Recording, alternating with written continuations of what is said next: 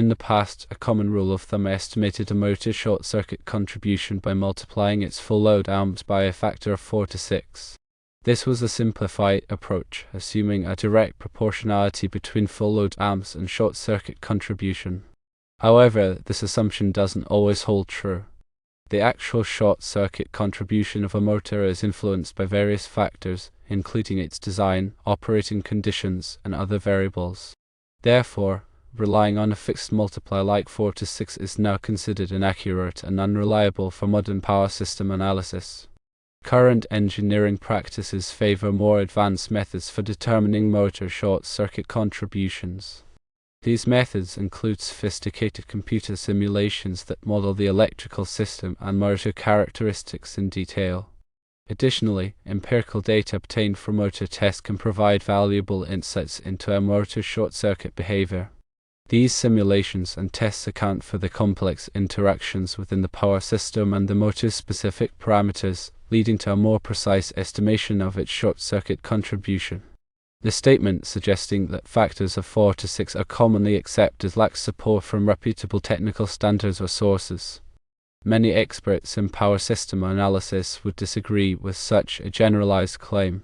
For reliable and accurate assessments of motor short circuit contributions, avoid using fixed multipliers.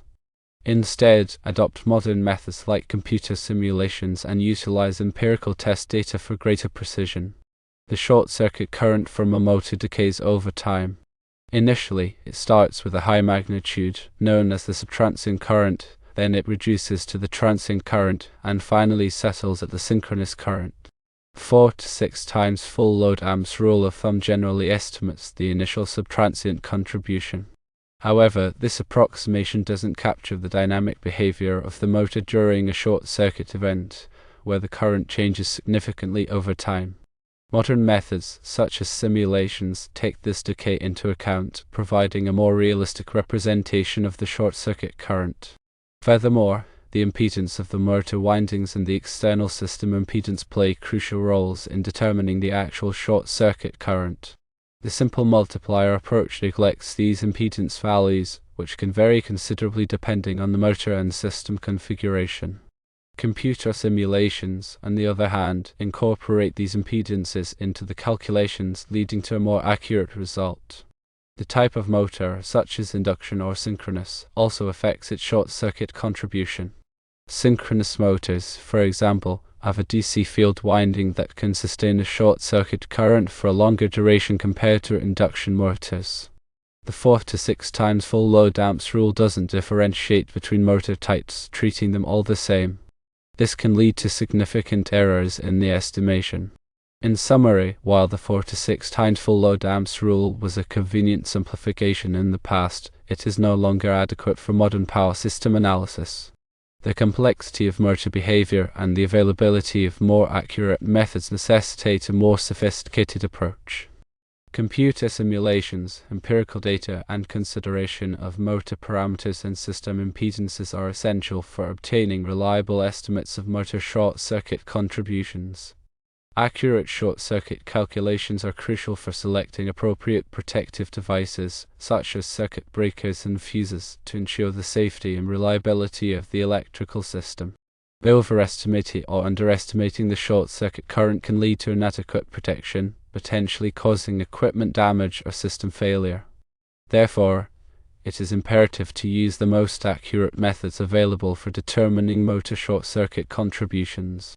Protective devices are rated based on their ability to interrupt a certain amount of fault current.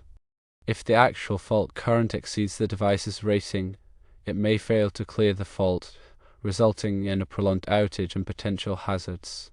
Conversely, if the fault current is significantly lower than the device's rating, it may not operate quickly enough to prevent damage to equipment. Proper coordination of protective devices is also essential for ensuring selective tripping, where only the device closest to the fault operates, minimizing the impact on the rest of the system. Accurate short circuit calculations are necessary for achieving proper coordination. In addition to protective device selection, short circuit calculations are also used for determining the bracing requirements for bus bars and other electrical equipment. During a short circuit event, The electromagnetic forces generated by the high currents can be substantial, potentially causing mechanical damage to the equipment. Proper bracing is necessary to withstand these forces and prevent equipment failure. The magnitude of the electromagnetic forces is directly proportional to the square of the short-circuit current. Therefore, accurate short-circuit calculations are crucial for determining the appropriate bracing requirements. Furthermore, short-circuit calculations are used for assessing the voltage drop during a fault condition. Excessive voltage drop can cause equipment to malfunction or shut down, leading to disruptions in operation. The voltage drop is influenced by the magnitude of the short-circuit current and the impedance of the system. Accurate short-circuit calculations are necessary for determining the voltage drop and ensuring that it remains within acceptable limits. The IEEE 1584 standard provides guidelines for performing short-circuit calculations in industrial and commercial power systems. This standard outlines various methods for calculating short-circuit currents, including the use of computer software and hand calculations. It also provides recommendations for modeling different types of equipment, such as transformers, cables, and motors. Following the IEEE 1584 standard ensures that the short-circuit calculations are performed accurately and consistently. Power system analysis software tools are widely used for performing short-circuit calculations. These tools can model complex electrical systems and simulate various fault conditions. They also provide features for analyzing the results and generating reports. Using power system analysis software can significantly reduce the time and effort required for performing short-circuit calculations. These tools often include libraries of equipment models that can be used to represent different types of electrical components. It is important to ensure that the software is validated and maintained to ensure its accuracy. The accuracy of short-circuit calculations depends on the accuracy of the input data. Therefore, it is essential to gather reliable data about the electrical system, including equipment ratings, impedance values, and operating conditions. This data should be verified and updated regularly to ensure its accuracy. Inaccurate input data can lead to significant errors in the short-circuit calculations. For example, using incorrect impedance values for cables or transformers can significantly affect the calculated short-circuit current. Therefore, it is important to pay close attention to the input data and ensure that it is accurate and up-to-date. When performing short-circuit calculations, it is important to consider all possible fault locations. This includes faults at the main switchboard, distribution panels, and individual loads. The fault location that results in the highest short-circuit current is typically used for selecting protective devices and determining bracing requirements. Different fault locations can have different impact on the system. It is imperative to analyze all locations and understand their impact. In addition to three-phase faults, it is also important to consider single line-to-ground faults, line-to-line faults, and double line-to-ground faults. These types of faults can result in different short-circuit currents and voltage drops. The type of fault that results in the highest short-circuit current depends on the system grounding configuration. Solidly grounded systems typically have higher short-circuit currents for single line-to-ground faults compared to ungrounded systems. Therefore, it is important to consider all types of faults when performing short-circuit calculations. Short-circuit calculations are an essential part of power system design and analysis. They are used for selecting protective devices, determining bracing requirements, assessing voltage drop, and coordinating protective devices. Accurate short-circuit calculations are crucial for ensuring the safety and reliability of the electrical system. It is important to use modern methods such as computer simulations and to follow industry standards such as IEEE 1584 to ensure the accuracy of the calculations. Regular review and update of the calculations are important as the system changes. The initial symmetrical short-circuit current is used to calculate the momentary duties on circuit breakers and other equipment. The interrupting duty is calculated using the symmetrical interrupting current, which is the symmetrical short-circuit current after a certain number of cycles, typically a half cycle. The asymmetrical short-circuit current takes into account the DC offset, which can increase the peak current during the first few cycles. The X/R ratio of the system impedance affects the magnitude of the DC offset. A higher X/R ratio results in a larger DC offset and a higher asymmetrical short-circuit current. The X/R ratio is the ratio of the system reactance to the system resistance. The reactance is the opposition to the flow of alternating current due to inductance and capacitance.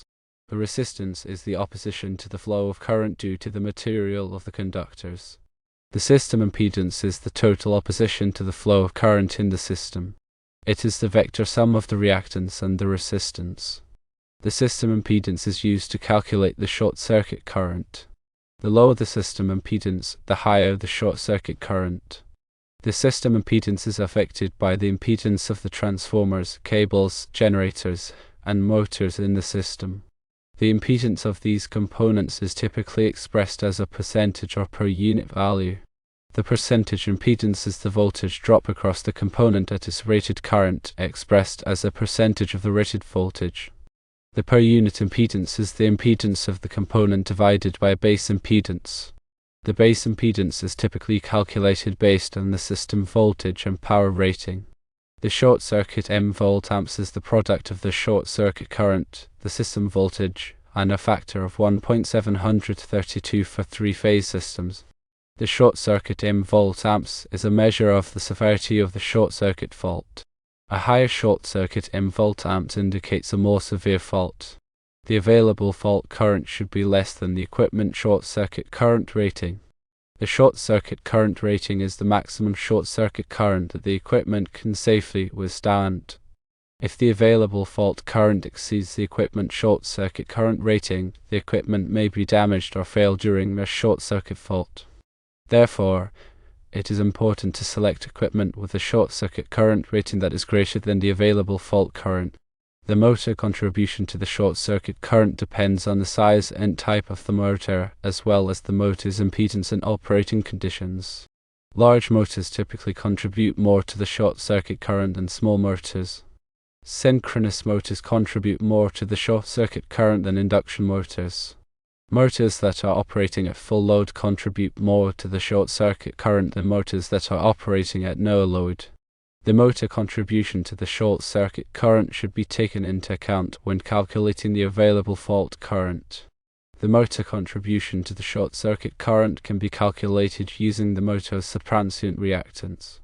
The subtransient reactance is the reactance of the motor windings during the first few cycles of a short-circuit fault. The subtransient reactance is typically expressed as a per unit value. The motor contribution to the short-circuit current can also be calculated using the motor's equivalent circuit. The equivalent circuit is a simplified representation of the motor that includes the motor's resistance, reactance, and induced voltage. The equivalent circuit can be used to calculate the motor's current and voltage during a short-circuit fault. The short-circuit current calculation should be performed by a qualified engineer who is familiar with power system analysis. The engineer should use appropriate software tools and follow industry standards such as IE 1584. The engineer should also verify the accuracy of the input data and the results of the calculations.